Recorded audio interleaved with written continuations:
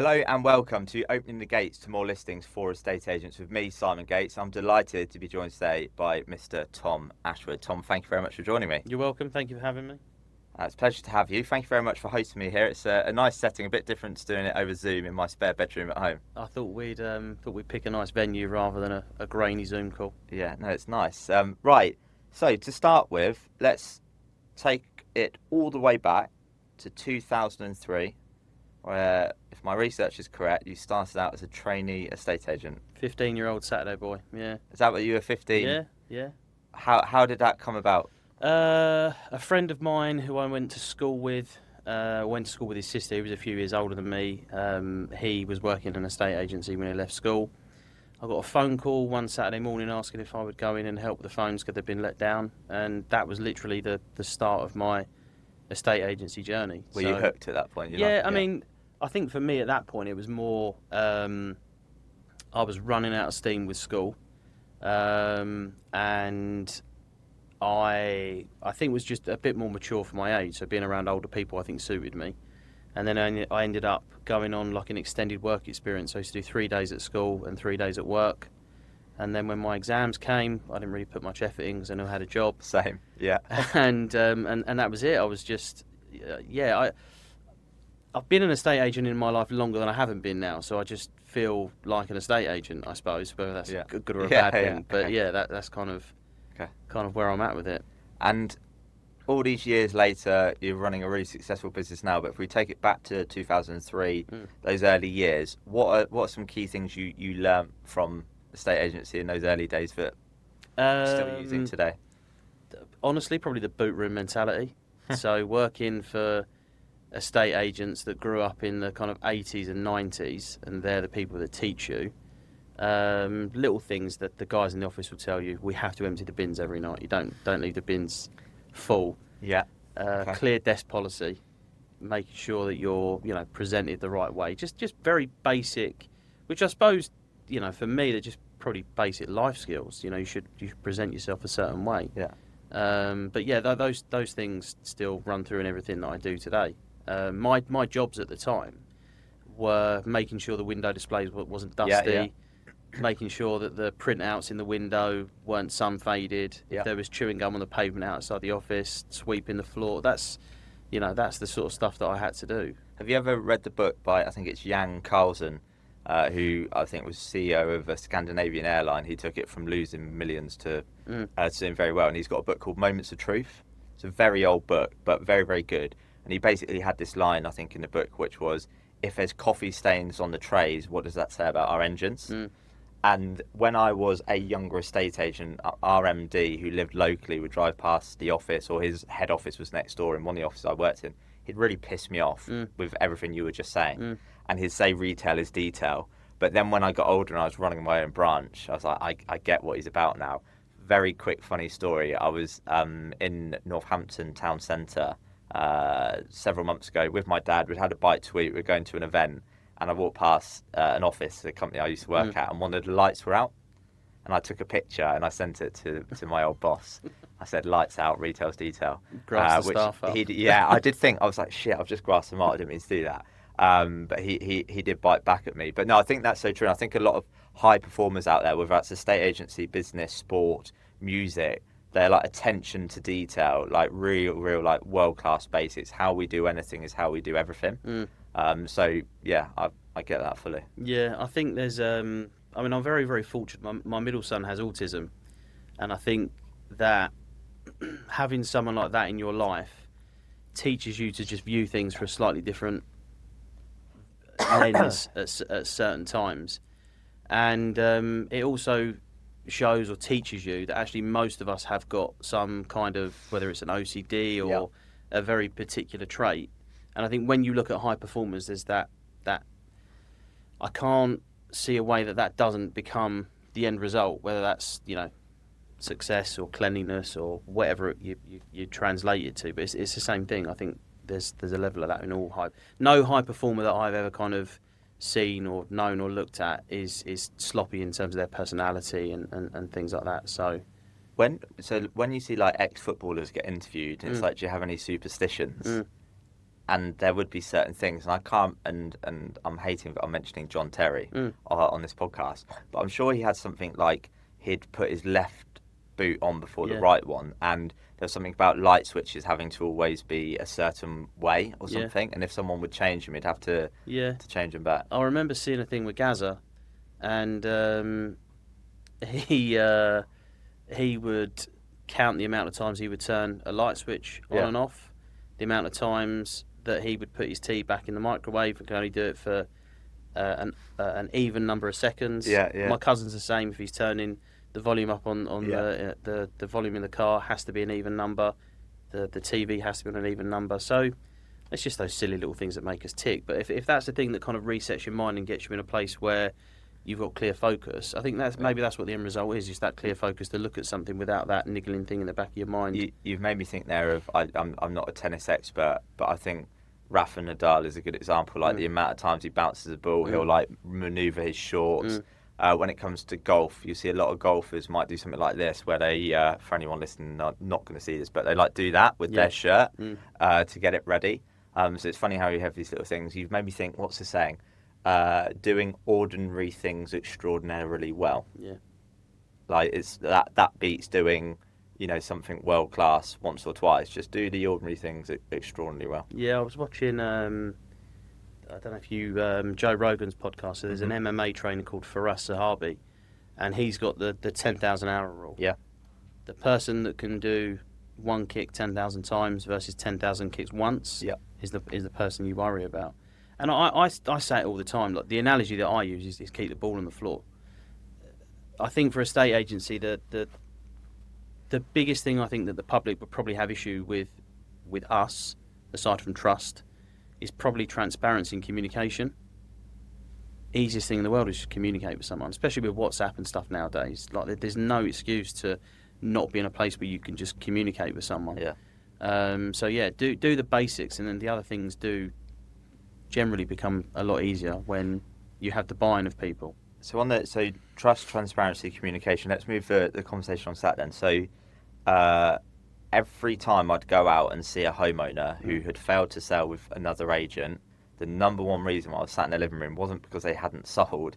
It was, I'm just not hearing from my other agent. You're knocking on my door, or you're sending me letters, or you're phoning, you're emailing me if I've got their details. Yeah. I hear from you more than the other agent. And I've probably mentioned on the podcast before, and I'm pretty sure it was Julian O'Dell on a training session a decade at least ago, where he had a room full of estate agents, maybe at a Rightmove training seminar or something, and he was like, right, you come back to the office and you've got two messages. One is a really, really pissed off, disgruntled seller on the market with you, and the other one is a £1 million valuation. Which one are you ringing? And all the estate agents go, well, we're ringing the £1 million val, aren't we? And he's like, no, the client that is already your client. Remember, like, you might have 50 of them, but they've only got one of you, I think was the line you used. So communication on that. You mentioned WhatsApp. I'm baffled with the power of WhatsApp these days. Yet there's so many estate agents I speak to who go, oh, I don't want to be on WhatsApp with clients, or I don't want to be in WhatsApp groups, which I just think is a madness. Yeah, I mean, sometimes it becomes a bit overwhelming, I suppose, depending on... I mean, if you look at us as an example, we've got 25, 26 instructions live at the moment, pipeline. For sale? Yeah, currently on the market, and then we've probably got a pipeline of maybe 35. So when you're communicating in groups at that level, and obviously, look, you're not having conversations with those people every day, and there's other forms of communication that you do have, whether that's predominantly email with a sale because of a solicitor being involved maybe, but even we recommend to particular firms for conveyancing, both of those solicitors, we have their mobiles, we communicate on WhatsApp with them. So sometimes I think rather than you having like a 17-minute conversation with someone, you can exchange 3 or 4 messages on WhatsApp. It takes 35 seconds and that is done. The point is covered. But the way that I think in a very, very short period of time we've moved in terms of communication, if you don't keep up with that, you're going to get left behind. Well, I see Ryan Serhant talk about it a lot, where he says that the billionaires he deals with, they're not wanting to speak on the phone. They're very much yes, no in a text. Like, let's not waste time like with small chit-chat, straight to the point, what needs to be done. Most people are like that, though. I think whether you're a billionaire or you're not, I think ultimately, look, if you've got the trust of your client, which you should have by winning their business, ultimately it's keeping that trust level at the right place. And the only time that's really going to dip is by you not doing what you said you were going to do.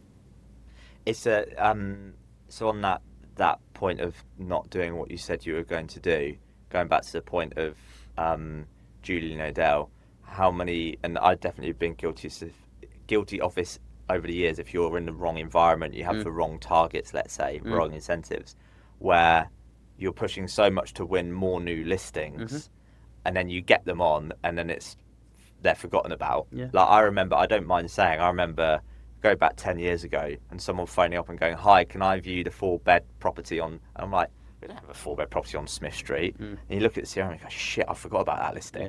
Because you just, it being on the market so long, Yeah. forgotten about it, had no interest, concentrating too much on generating new business. And it's something I find with a lot of agents. I know that your success rate in terms of the number of properties you bring to market that sell is very, very good. But I see a lot of agents out there who are selling less than 50% of what they're listing, but they're out there door knocking or sending letters saying, "I can help you sell." It's like, well, hang on a minute.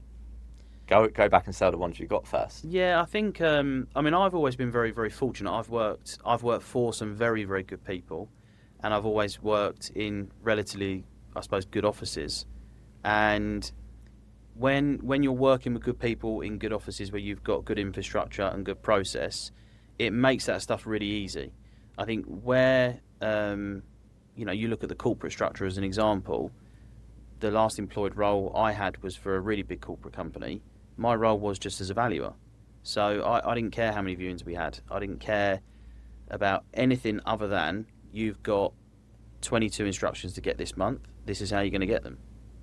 Yeah. That's it. So that can always become a massive disconnect if you've got a poor sales team and a good lister, or the other way around. Now, if you've got a very, very hungry sales team and someone that can't bring property on correctly priced, that takes 6 weeks for you to get it at the right price, as an example, that disconnect is always going to sit there. And I think one of the beautiful things with us as a business, we've kind of had these unintentional resets at certain points, predominantly around people that have come into the business and then left.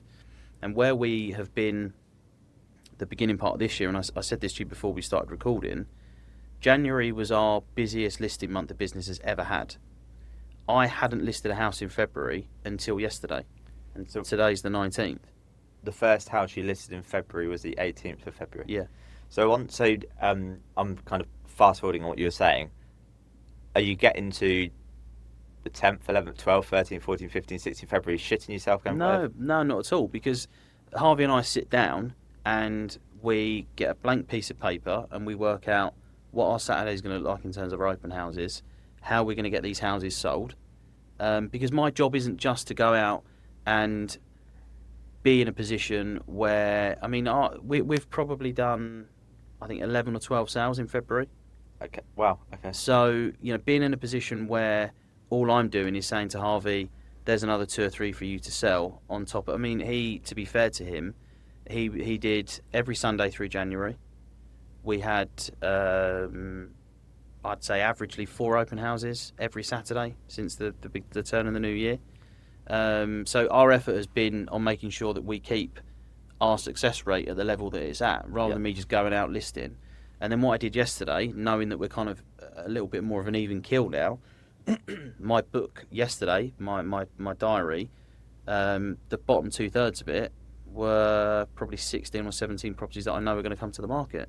So then it's my job to then work on those again. Yeah. And there will be stuff in between that we've lost to other agents, that 100% there will be, based on maybe an element of follow-up. There have been a couple of properties particularly where I've done the old-fashioned builder thing. I'm going to quote you double. If you want to pay it, pay it. If you don't, go elsewhere.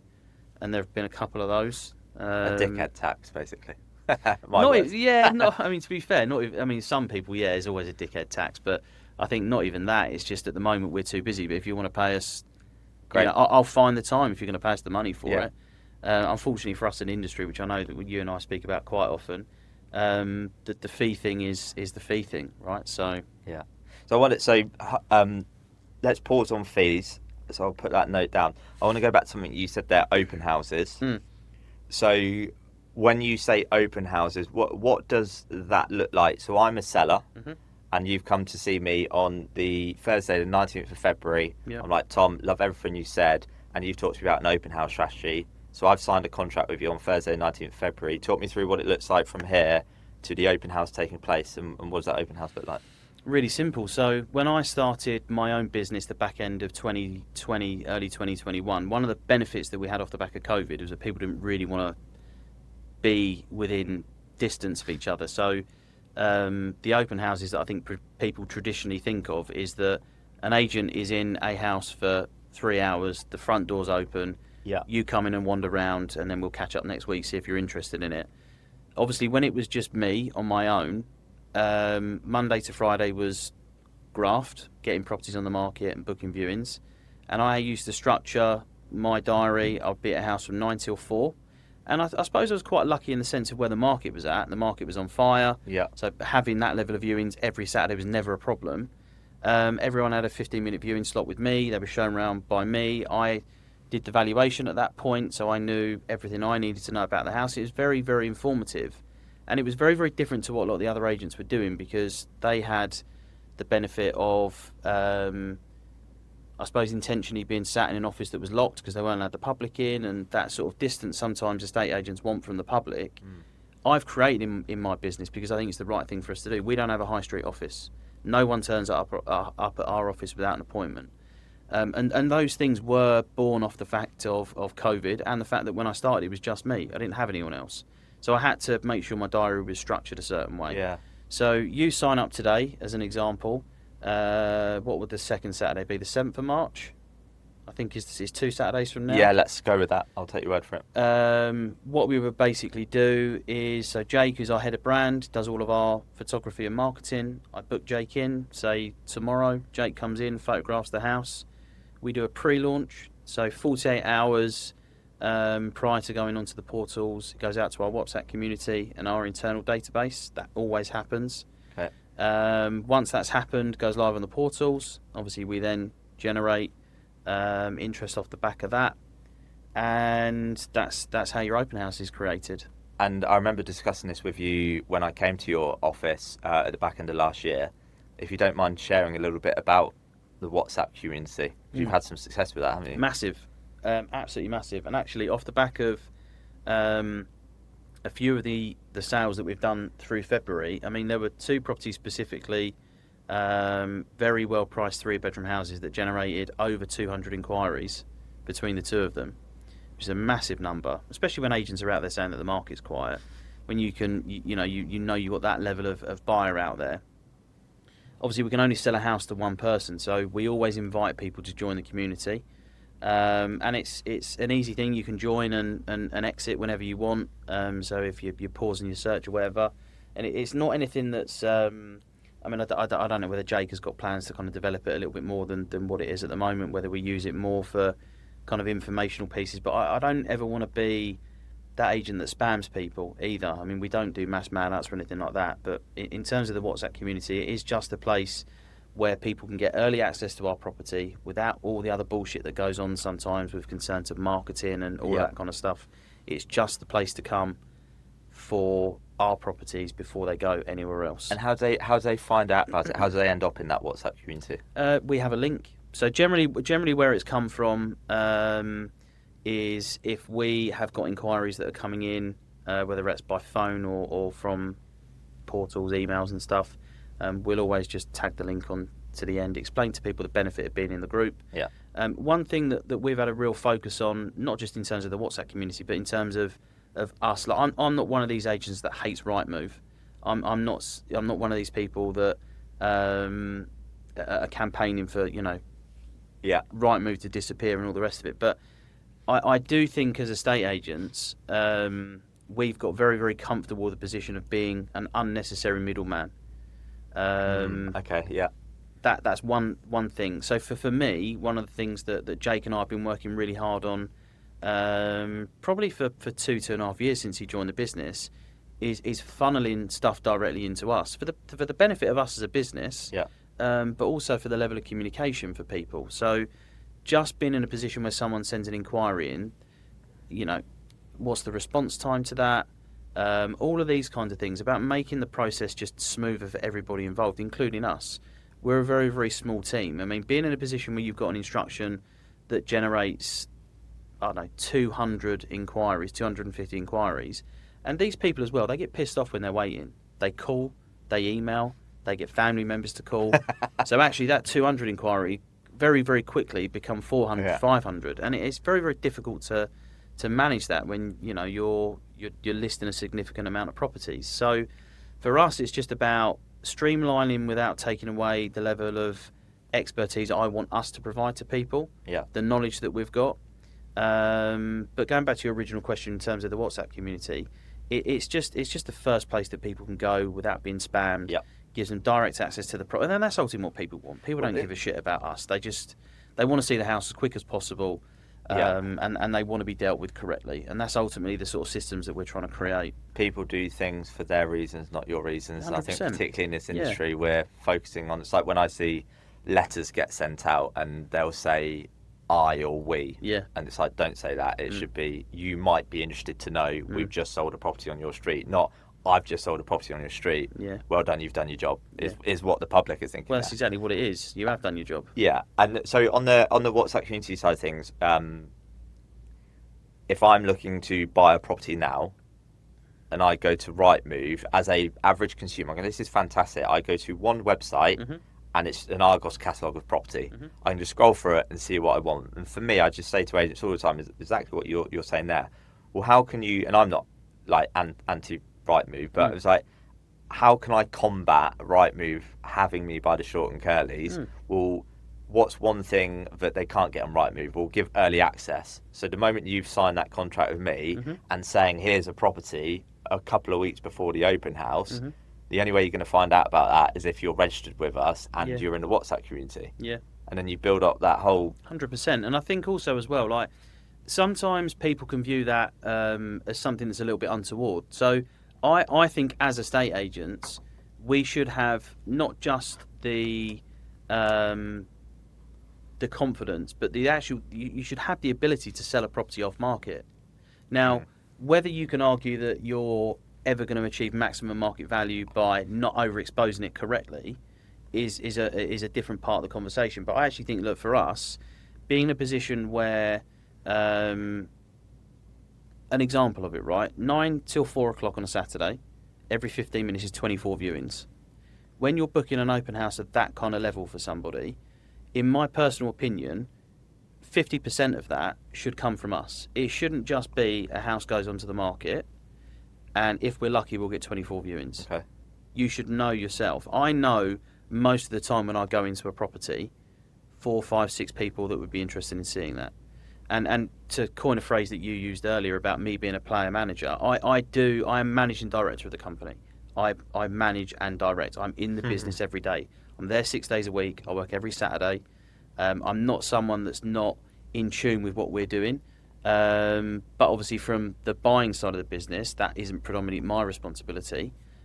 So I will ask. I'm going out to see the street. It's a 3-bed semi with a 6-metre rear extension. Who have we got looking up to 550 for that, as an example? You know, you should have that bank, and I don't think I don't think enough of us in the industry work that way. Yeah, I think so.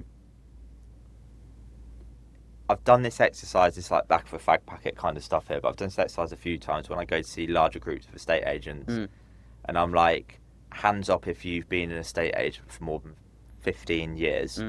And I would say that minority of a room puts their hand up. So majority of people who've been in the business less than 15 years. Now, if you, going back to your 10,000 hour rule earlier, if you've been an agent for 10 to 15 years, that's a long time. You could be argued as an expert.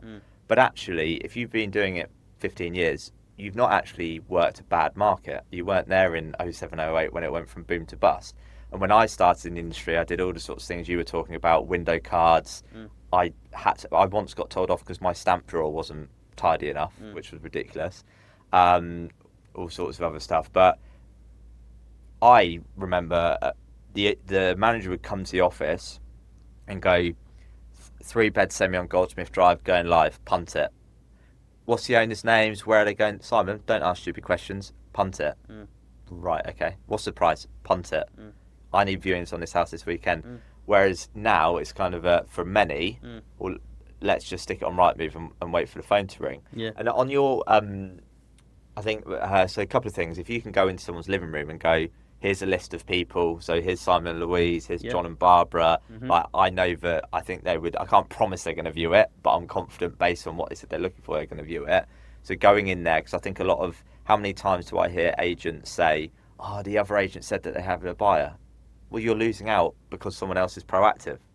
But also 9 times out of 10, you'll have that person register yourself anyway. Yeah, 100%. Very rarely you won't. Yeah, and on the, what was I going to say, on the, what was I going to say, on the WhatsApp community side of things, is that something you like, do you show it in the living room? Are you like, look at how many people are in? Do you know that the funny thing is that whether I should admit this on camera or not, but I'm going to, when I go to evaluation, I don't take anything. The only thing I take in my bag is my laptop, a pen and a contract. Yeah, a pen, it is genuinely. Yeah. I don't take any kind of reports. I don't print anything off.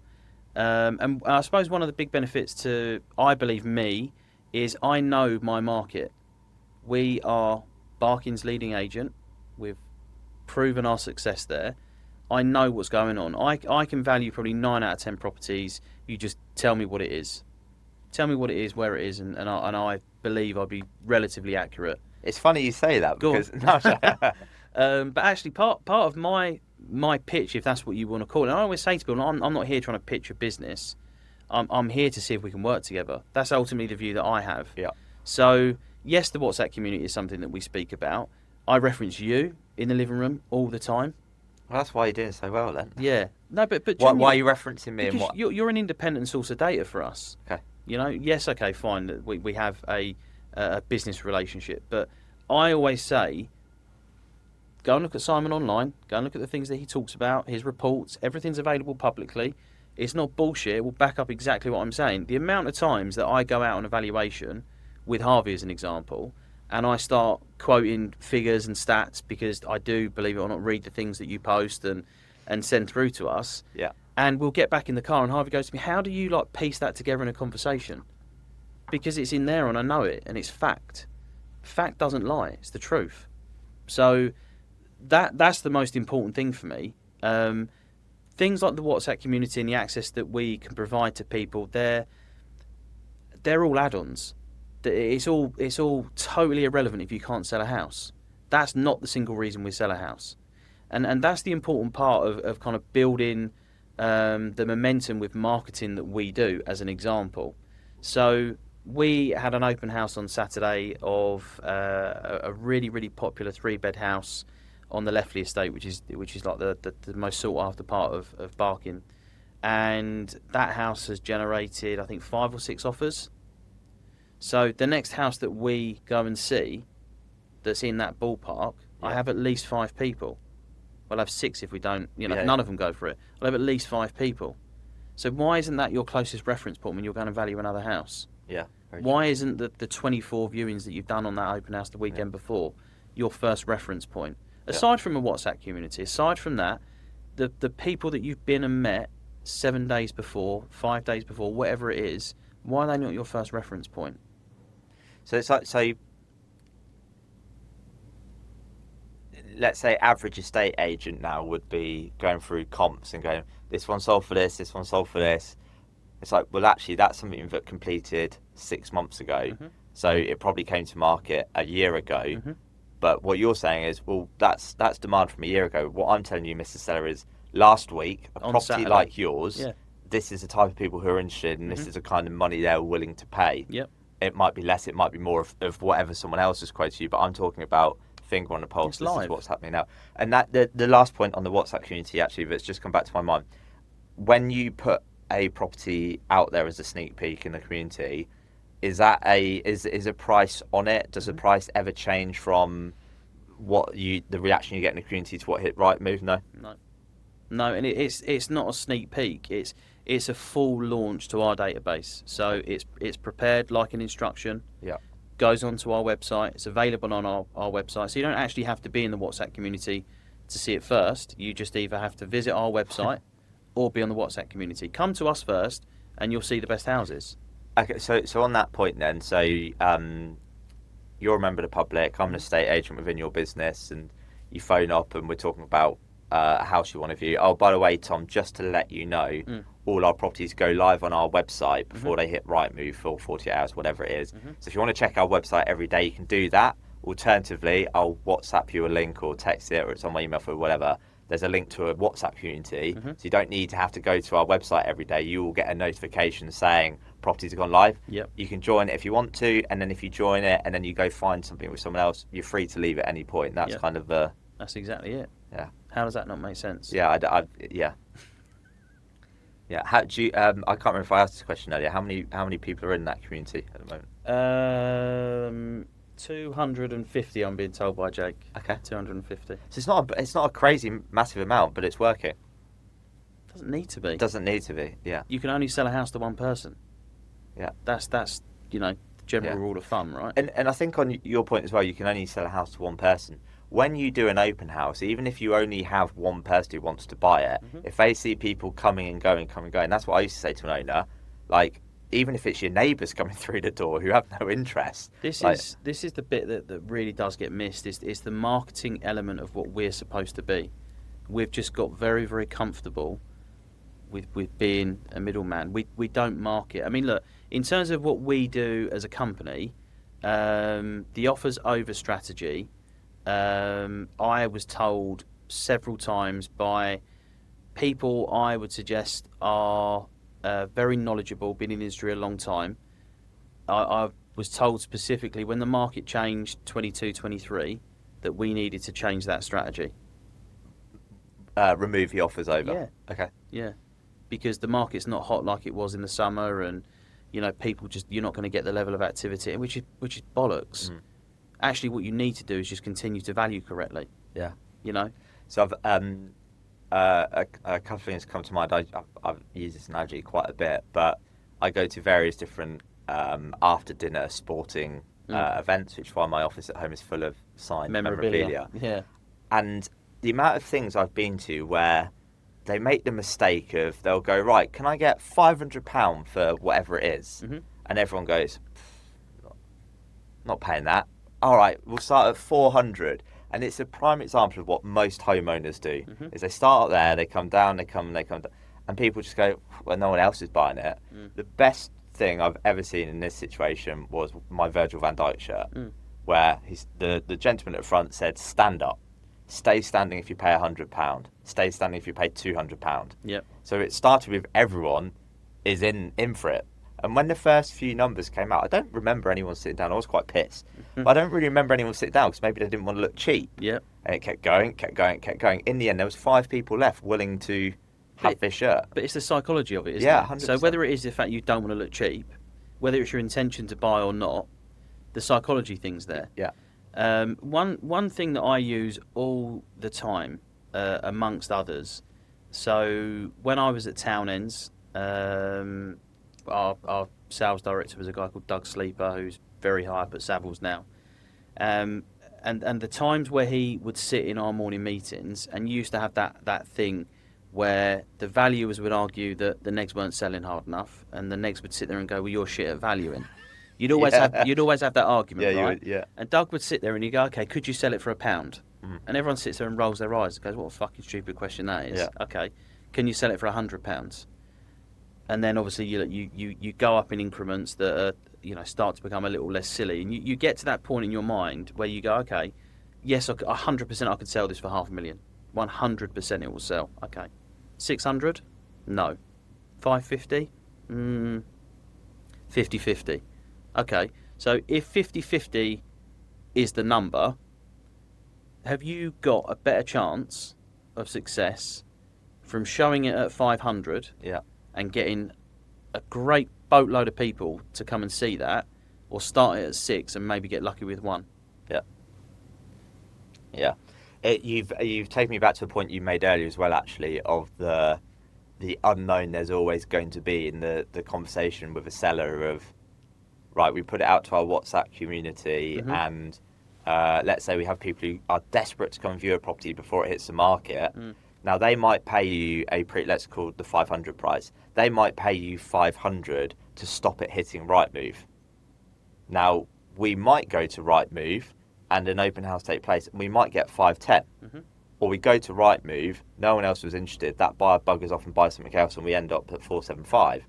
You can never know. But what I do know from research on this is that when it actually does, let's say the clock starts on day one on Rightmove, selling a property in the first 7 days, you usually will be a few percent below asking price. Week 1 to week 2, which I think, and we'll come on to the sort of the success you have, but week 1 to week 2 is typically where you achieve asking price because you've got the strategy you've said about. Once you get to basically a month 2 on the market, goes down a few percent, and then it just falls off a cliff at basically it's about month 4, month 5. If you're selling a property that's been on the market for 4 or 5 months plus, you end up getting about 90% of the original asking price. So you can lose 10% of your equity by taking too long. You know, when someone says, "Oh, I'm not in a rush to sell," time kills deals. It also kills price. I had the same conversation with a guy yesterday, and it's interesting. So Walthamstow's not really a market that we've done a huge amount of business in. How far is that from? 15 minutes. Okay, right. But I mean, look, reality of it is a totally different market. It's gentrified. It's become expensive. It's very upper market in comparison to the predominant market we deal with in Barking. But actually, we took a house onto the market there because the family want to come back towards Barking because they have family there. East London's quite a incestuous place in the sense of, you know, family want to be with family and that kind of stuff. So we've took this house off the market off another agent, got 150 grand price reduction, went on at 900. The family said to us that actually the agent was talking us up off of our expectation. Yeah. And I sit there and think, how is that ever a conversation that happens? Anyway, been on the market for 6.5 months. They'd actually had offers at a level that we were suggesting the house was worth within the first 2 weeks. But the agent had said to them, no, we'll get you more. Yeah. 6 months later, they're sat there, no communication. They're not even talking about reducing the price. It's sat on the market for 6 months at the same price. So we've took it on at offers over 750. We had an open house on Saturday. We've already got offers that breach 800 on it. Yeah. Which coincidentally were the numbers they were getting 6 months ago. I think there's so many agents actually getting in the way of deals being done. And yeah, it's just giving solid advice. I don't know how relevant this is going to be to what you just said, but I was in Milton Keynes shopping centre recently. I had to go and try and get my MacBook fixed. I went into 2 clothes shops, just browsing. But the classic thing happened. I walked in, and then what does an assistant say? Can I help you? Can I help you? And what's the answer going to be? No. No. Right? And then there's a third shop, and I'm just kind of looking in the window. Person walks out from the shop. What brought you to us today? Bang! What a question. And then I couldn't help. It's verbal diarrhea. I started telling my life story. Right? Do you want to come inside? We can have a chat about what you just said. Yeah, all right. Walked out there having made a significant purchase. And the other ones are like the clothes shops where I might buy, you know, a new T-shirt or a new jumper. You know, it's going to be like 50 quid, like nothing in the grand scheme of things. And they've gone, can I help you? And I think so many estate agents are that retail assistant of... Yeah, and can I help you is not a terrible question to ask someone. It's not a terrible question. It's just not engaging, is it? No. It's the closed question thing, which, you know, you taught very, very early on by salespeople, you know, not to ask closed questions. And I think ultimately one thing that I think has definitely been lost with us as an industry is the ability to help people.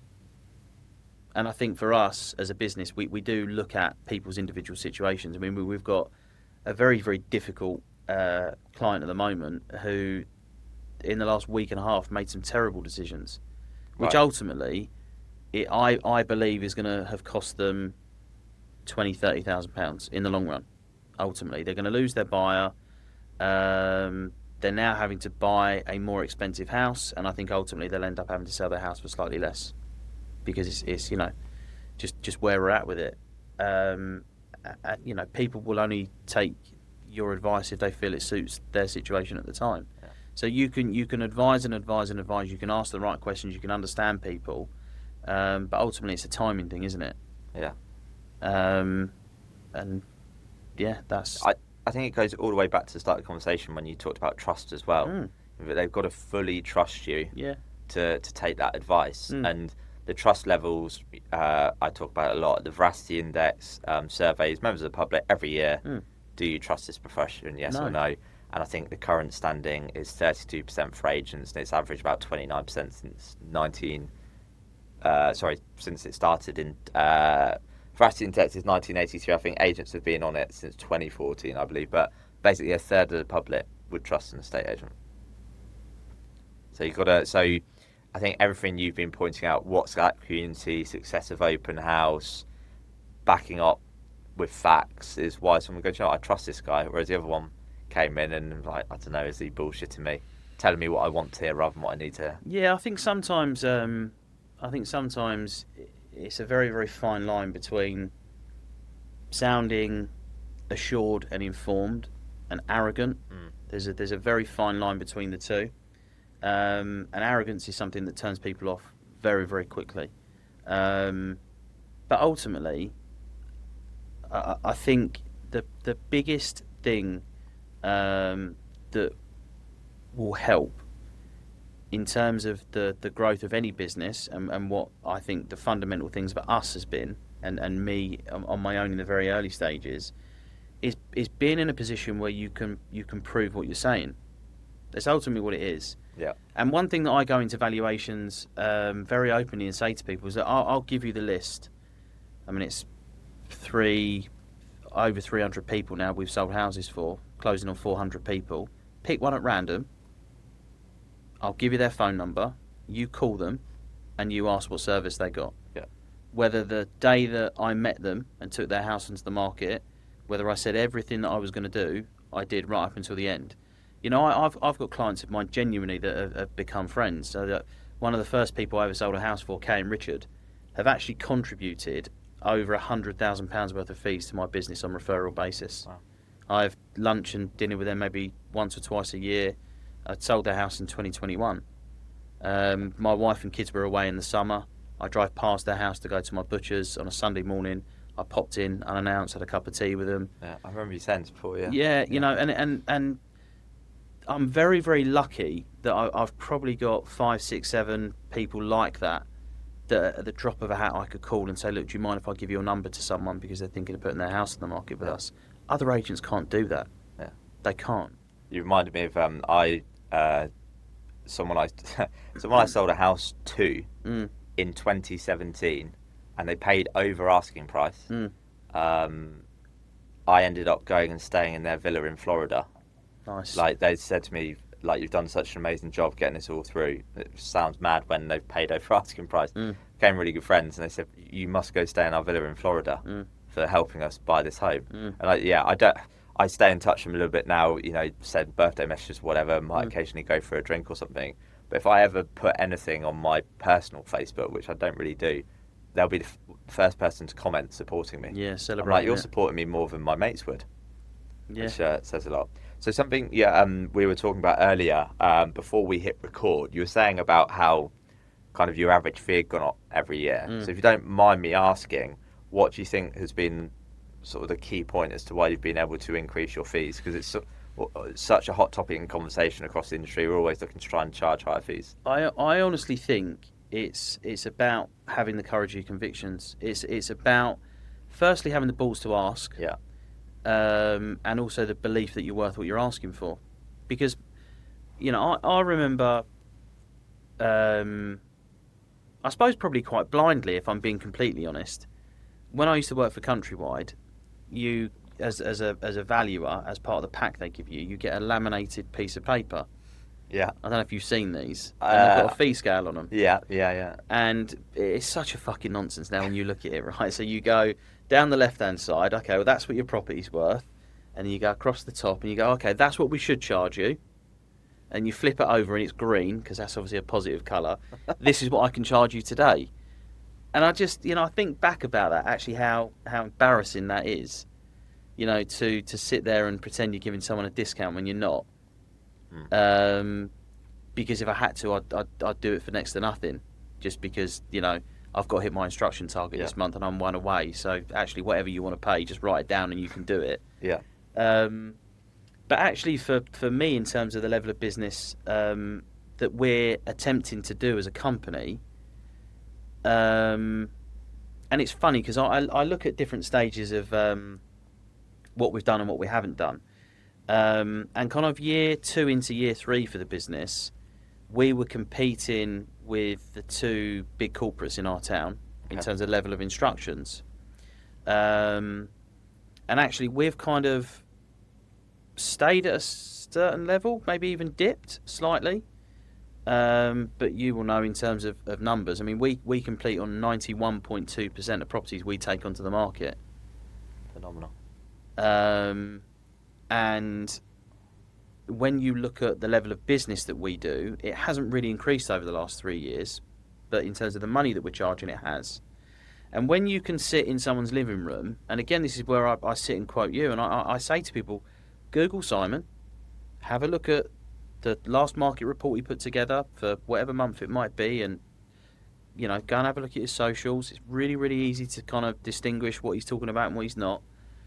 When you've got a company that can as close to guarantee you a sale, so 9 out of 10 houses we sell. Yeah. National average is 5 out of 10. And Yeah. London and Greater London is a third. So yes, they'll do it for $3,000 or they'll do it for 1%. And yes, we might want 10 or 7 or whatever the difference might be.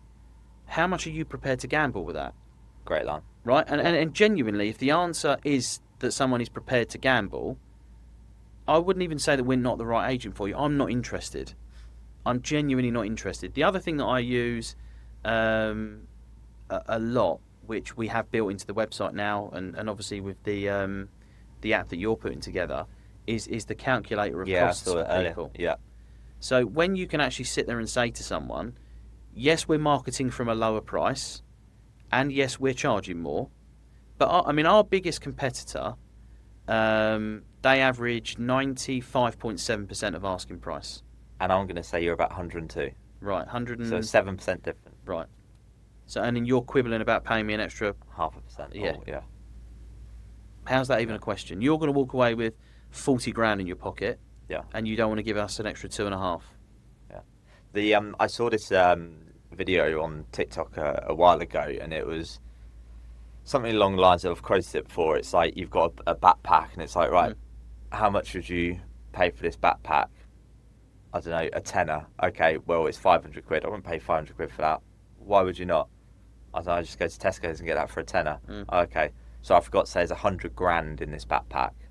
So it's like, I think too many sellers, they're focused on the cost rather than what actually am I going to get out of it at the end. Do you know what I did yesterday on evaluation?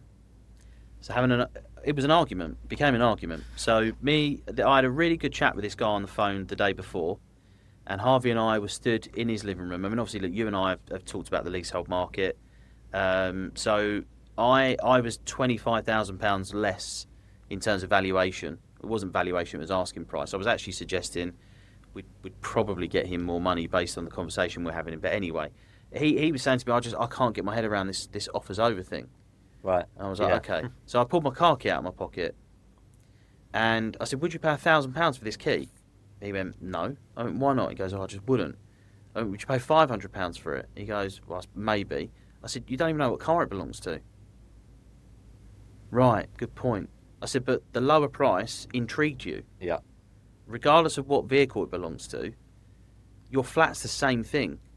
Yeah. Barking, as an example, has got around 600 properties on the market. Okay. 2/3 of that are leasehold flats. Wow. Okay. Over 400 properties on the market currently are leasehold flats. You are going to become, so I said to him, you're going to become one of 400. How do you stand out? I can do the best marketing in the world.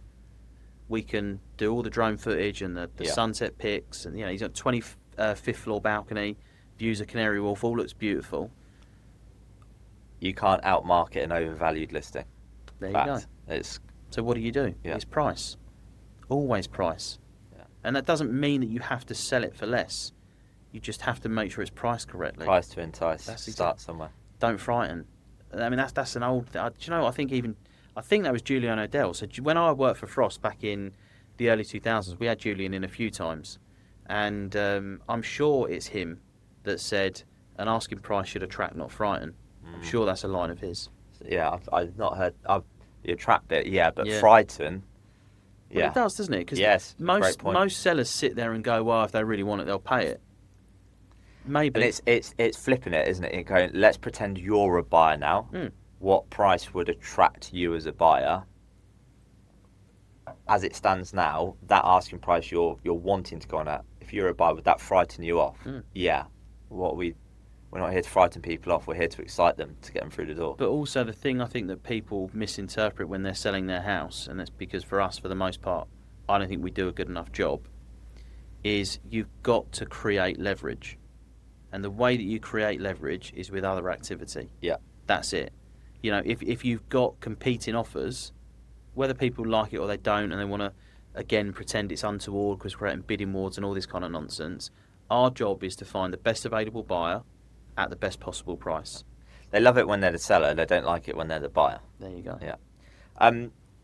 Right. Almost at the end of this podcast. It's flown by. It's been a masterclass from you. This is going to be a 2-hour job. No. My stomach's rumbling. Need lunch. So it'd be remiss of me not to talk about like video and social media with you. Yeah. One, we're in a fantastic studio recording this today, and you've put yourself out there a lot and done a lot of videos on social media. Nothing to do with me. What do you mean by that? It's all Jake. But you're the one in front of the camera. Yeah. So let's not. Jake can get a lot of credit. You've already said enough about how amazing Jake is behind the camera. He is very good. But your consistency, particularly in terms of like doing the top 50 streets, like when I'm scrolling my phone, it'll come up on Facebook or Instagram or TikTok. You just keep going with it. So how have you found doing the video? To be honest with you, it's been far better than I thought it would be. I was always one of these people that didn't. Skeptical, were you? Well, not skeptical. I mean, look, again, we talked about it kind of off camera a little bit. I before starting my own estate agency, I had a successful, or I was a co-owner of a really successful e-commerce business. And that started when a lot of reality TV in this country kicked off. So a lot of the kind of Towie lot and the influencer economy. Yeah. Before it became a thing, like a lot of the sort of very well known reality TV stars were our clients. So I've always kind of understood the power of it. I had a little bit of an aversion to. The mindset I had, I didn't want to be a social media business. I wanted to be a proper estate agency. So I think there was an element of that kind of, I suppose, turned me off of it. Yeah, okay, yeah. And also just not really wanting to be that person that has got this, what's even the right way to put it, just this thing where you make yourself like the focal part of the brand. I mean, even the fact that we're Tom Ashwood and Co., that wasn't by design. So when I first started off on my own, I was part of Keller Williams, and I wanted to be Keller Williams Barking. But obviously with Keller and obviously the fantastic training they offer, a big part of what they push is the personal brand. So as well as the KW, I had my name on the board. And then when I eventually moved away from Keller, it was very much that people just knew Tom. So I kept that as part of the company. To say I regret it would probably be a bit strong, but it was never my intention for that to kind of be like the central thing.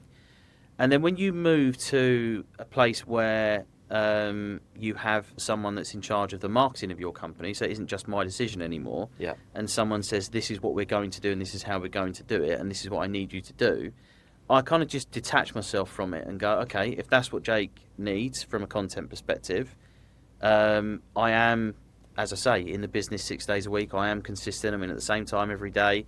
If he needs me, then that's what I'll do. And I think to start with, it was very much like my cousin particularly would send screenshots one of my best mates, he actually sent me a video with our sound taken off, and is it the Verve? I don't know. Bittersweet Symphony. You know, where the guy's walking down the street with Right. a leather jacket. Right. So he put the music over the top.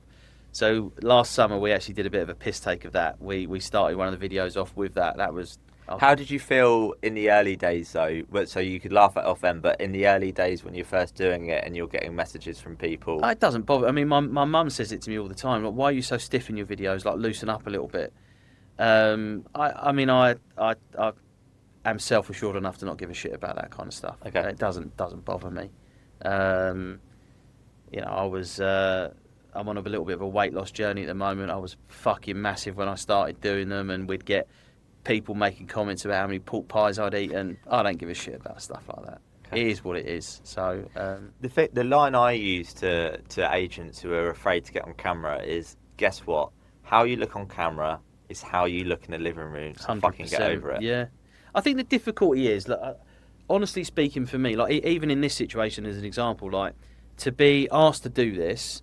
Is an honour, genuine. I'm not blowing smoke up your really arse. struggling to guess. No, well, yeah, exactly. You told me earlier you'd run out of content, and no. But for me, like, and if I'm going to do something like this, I want it to look a certain way. So I do understand some agents that if their only form of creating content is them walking down the street holding their phone, like that is quite uncomfortable. I've never been someone that sort of like takes loads of selfies. Like if you look at my Instagram and the things that I post personally, like very little of it is sort of me. It's more what I see and pictures of my family and stuff like that. So I've never been someone that's like desperate to be in front of the camera.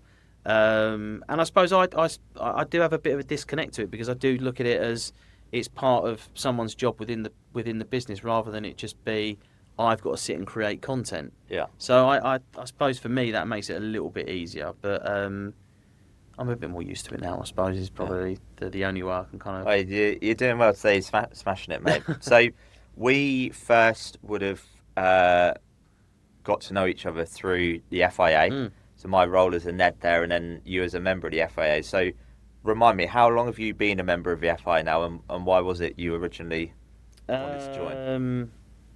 We have been with Graham in the FIA now for, I think, over 2 years, probably coming up 3 years now. Okay. We were actually approached by Graham. So someone within the Barking market had approached Graham. And again, credit to what the FIA is. Graham didn't just go, oh, brilliant, I've got someone that can, you know, pay us a monthly fee and all this kind of stuff. He looked at the market, and then he reached out to us, or to me, and said, this is who we are, this is what we do. We've been approached by someone locally. Before we say yes, would you be interested? And for me, at that particular time, I was quite blown away by the fact that we'd been asked, to be completely honest, to be recognised as someone that the FIA would want as part. And a very young business. Yeah. But again, I think that's the thing where sometimes maybe you don't give yourself enough credit. And I try, listen, as much as I'm a confident person, and I'm very well aware of what the business does well, and you know we've won some good awards and things like that. I don't ever look at the business and feel like it's the finished article. So maybe I don't give it enough credit from that perspective. But being part of the FIA for me, in particular at the time that we were asked to join, I think was just a really, really nice feather in our cap. Because, and Graham and I have had many conversations about the criteria to be involved, the fact that we're a gold member now. It is something I'm massively, massively proud of. And that's why when we have the conferences in the summer, we shut the office, the whole team comes, we make a big thing of it. We get suited and booted. We like to look a certain way and things like that, because those things for me are massively important. Really, really important. Like I say, look, the sort of relationships we have with people like you within the industry. I mean, I'm not a big industry person. I don't go to tons of networking events. So I dislike estate agents would mean. I get what you mean though, but I think actually, just sorry to cut across you. This is why I was one, I was short on guests, so I needed to get you on. But two, I was keen to get you on and been meaning to get you on for a while because of what you just said there. Is that this conversation has been brilliant. You've added so much value, which I knew you would, but you're not out there online. You're not at the event, so there'll be a lot of agents tuning in. They'll see it come up on Apple or Spotify and go, "Who the hell is Tom Ashwood?" Yeah, they're going to listen to it, going, "Where's this guy been?" Because they'll be getting so much value out of it. So I get what you're saying. And I don't want to be one of these people either. Like I've said this so many times. Like I don't want my part of the business to be selling like seminars and training and all this bullshit. Like I do just want to be a good estate agent still. Like I don't want to be a personality. You don't want to do what I do then? No, I don't. And that's not to say that what you do isn't whatever it is to you. I don't want to be that person. I do understand. Look, I'm the few people that I do speak to in the industry. As an example, right? So this week I was listening to a number of the guests that you've had on. And I listened to Daniel Clark, his episode that he did with you. He's your neck of the woods, isn't he? Yeah, Daniel lives in Barking. Yeah. And, Daniel is very... I love listening to him because he's so matter of fact and just not full of shit. He's brilliant. And, again, like he wants to run his business a certain way. Like I read on his LinkedIn this week, it's half term, so I'm going to go and play with my son. And he means it. Like he's not one of these people that's out there for effect. And he and I actually we don't have a love-hate relationship. We had a little bit of a to-do when he and I first kind of knew who each other were.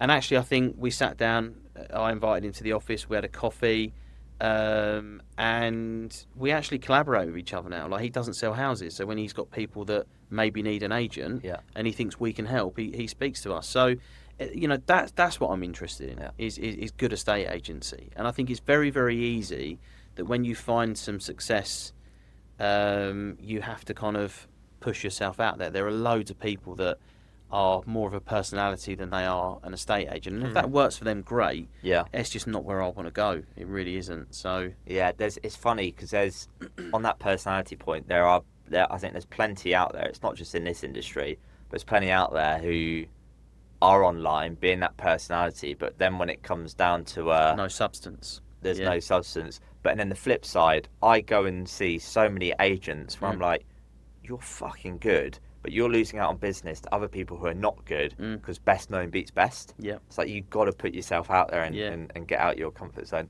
The last thing I just want to say on the FIA, you are, I think when the quarterly webinars I do, I can pretty much guarantee that Tom Ashwood is going to be on those calls as well. Yeah, all of us are. I think it's important that we're all on there. Yeah, I appreciate the support on that. You always think when you do those sorts of webinars, whether it's the FIA or someone else, you're like, God, is anyone even going to turn up?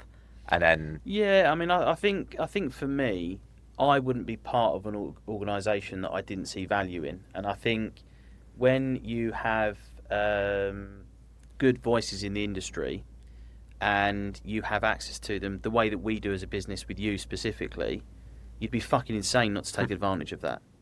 And I think sometimes, we can all sit there and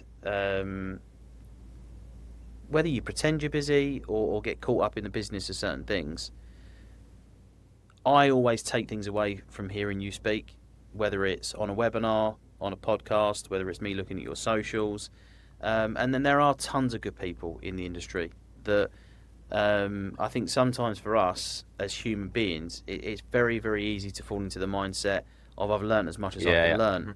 And, that's not the case. You should always have an open mind. Yeah, I've found that over the past few years, there's some incredible estate agent, business people, entrepreneurs who I've been fortunate enough to work with. And I'm like, why on earth are they listening to me? Like they're unbelievable, but they're learn-it-alls, not know-it-alls. Like they've still got so much. But sometimes it's just a bit of a refocus. Yeah. Sometimes it's just like I say all the time. That line that I heard from. I mean, when I would have heard that from Doug, I would have been working either in Englefield Green in 2006, 2007 or Kingston 2008. So what's that? That's 20 years ago. I use that every chance I get as an example. So it doesn't matter what it is, where it's from. There might just be one, slight tweak of a conversation you're having with someone, a bit of wording. I mean, I try to listen to a lot of people. I think they're very, very good public speakers. Simon Jordan on TalkSport, I know a lot of people think he's a bit of a knob, but actually the way that he can construct an argument, and particularly with us, like I have to have quite robust conversations with people on value sometimes. And I think being in a position where you can, hear and understand the way that certain people communicate things in a certain way, and it isn't just being, sometimes quite forthright and brash the way that Simon Jordan is. It might actually be like Simon Gates, in the sense of maybe it's a softer approach, or it's a piece of information that you've heard that, it's just that little ingredient you need to be able to get a deal over the line or win an instruction. I think whether you agree with him or not, whether you like him or not, I think listening or watching someone like Simon Jordan put a point across is you could definitely learn a thing or two, particularly in the agency world. And what was it on the Matchroom Netflix series where Eddie Hearn's having a to-do with Simon Jordan? It's brilliant seeing them two go at it as well. Yeah. Right, okay, so coming towards the end of the podcast now, final question. I completely forgot my Diver CEO conversation cards, but do not panic, because I got my girlfriend to take a picture of two of the cards. So I need to open up my phone now and go to my WhatsApp, but I'm going to ask you pick number 1 or number 2. Okay. Okay, 1 or 2? 2. Right, so I'm going to ask you the second one she sent me. So the question I want you to answer, very to the point, short question. I don't know how I'd answer this. Right, the question I want you to answer, Tom, is how do you know when enough is enough?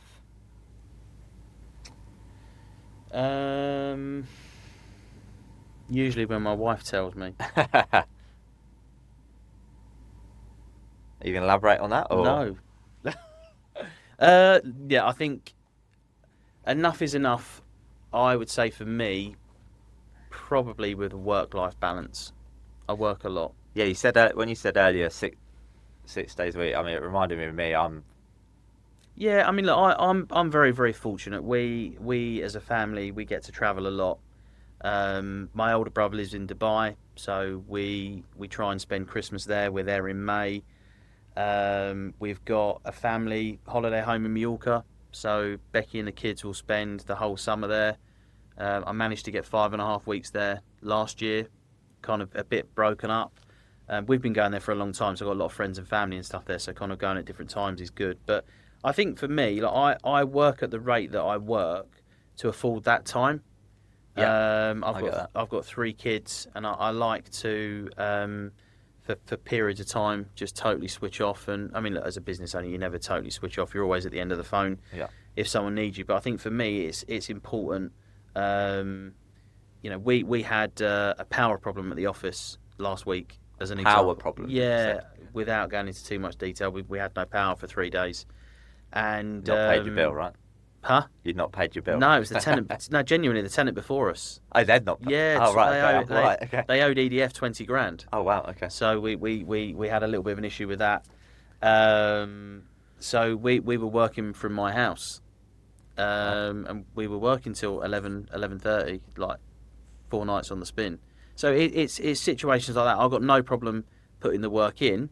The following week, we shut the office on Tuesday and we went to Bicester and, switched off. So it's that. I think for me, that's enough is enough with concern to what time you're having for yourself is probably the main thing. And that's why I mentioned it earlier, not that I want this to become some like Slim Fast commercial, but even looking after myself as an example, I'd put on an enormous amount of weight in the 5 years that I've had the business. And I don't want to die at 40 of a heart attack. So it's little things. That's the important stuff is knowing when enough is enough, and it's usually when Becky tells me, to be fair. So when she tells me, that's kind of the point I know when I've got to listen. Nice, brilliant. Right, for everyone at home, remember, like, review, subscribe, share, follow the podcast. if you're not already connecting, following Tom and the team and everything they're doing at Tom Ashwood and Co, do go check them out on socials. Obviously, I'm going to plug the FIA as well, so do go check out the FIA if you're looking at being a member. And that just leads me to say, Mr. Tom Ashwood, thank you very much for being an amazing guest. No, Really you're appreciate welcome. it. Thank you, mate. Appreciate it.